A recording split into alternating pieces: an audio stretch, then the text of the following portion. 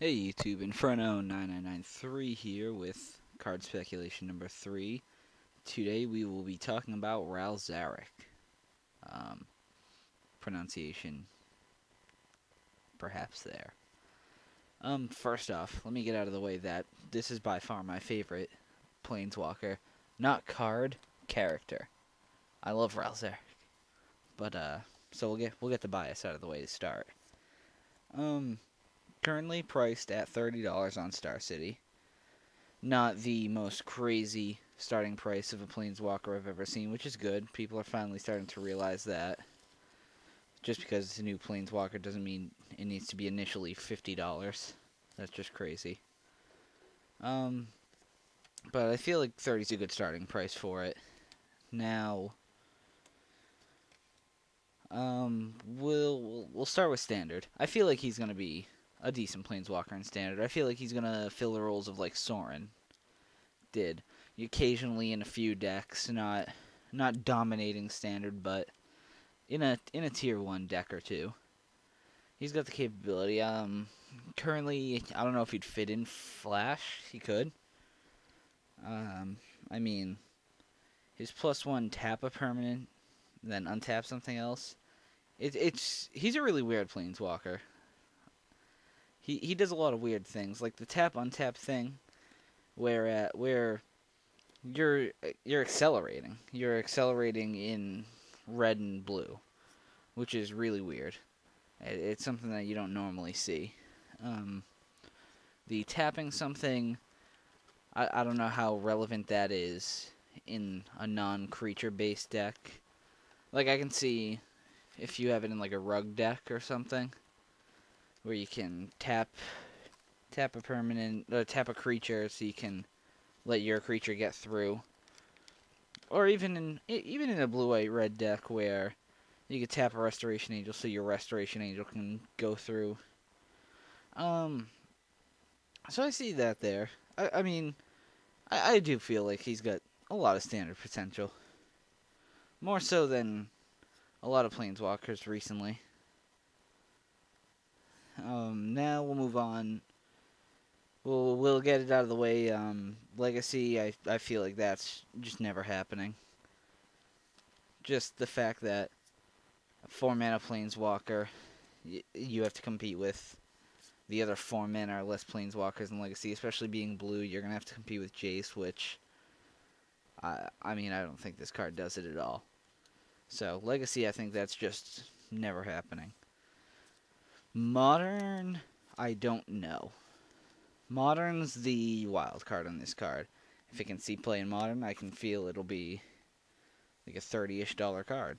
If it doesn't, I feel like it's going to be a 15-ish. Because, I mean, in Modern, the real Planeswalker it's competing with in Modern is a Johnny Vengeant. So, is he better than a Johnny Vengeant? I don't think so.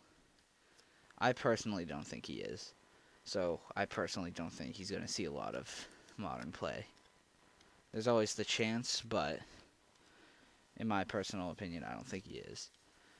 Now on to the other formats. I feel like this card is for casual players. I feel like this is one of the best Planeswalkers they printed in a while for casual players. Just the coolness factor, more or less, of just being able to get him up to his ultimate and then be like, I might take 5 turns next turn. It could happen. I think that's cool. It's a really cool ultimate ability. I'll say that. I mean, I don't know if I've already talked about it, but his second ability is his best ability by far, I believe. Just to lightning bolt something. Pretty good. So casual, I think he's a casual all-star. You're not gonna not see him in a lot of red-blue casual decks, especially if he drops in price or such. And final format, EDH. I feel like he's pretty fun in EDH too, because you can tap someone's thing, and especially if you're in a multiplayer game, if their turn isn't for a while, they're not going to be untapping it anytime soon. well, it's again accelerant in a format that likes to just put huge things out there quick. So, there's that. And I feel like the extra turns thing is most relevant in EDH, just because you can take a million extra turns in that format and you just win at that point. So now comes the pricing part.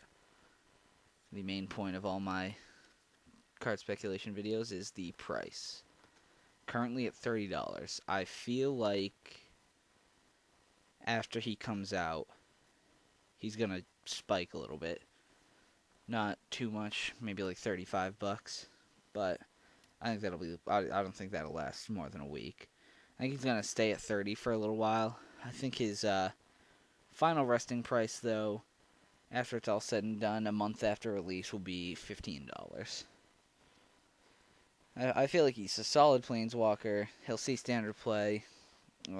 He's not going to be format defining, but he's going to see play. So I feel like $15 is good for him. Alright, thank you for listening to this. Don't forget to go back and check out all the other card speculation videos I've done. And don't forget to like, comment, and subscribe. And you can comment below telling me what you think of this card. I always love to hear you guys' opinions. So just comment below and let me know what you think. And until next time, Inferno9993 signing out.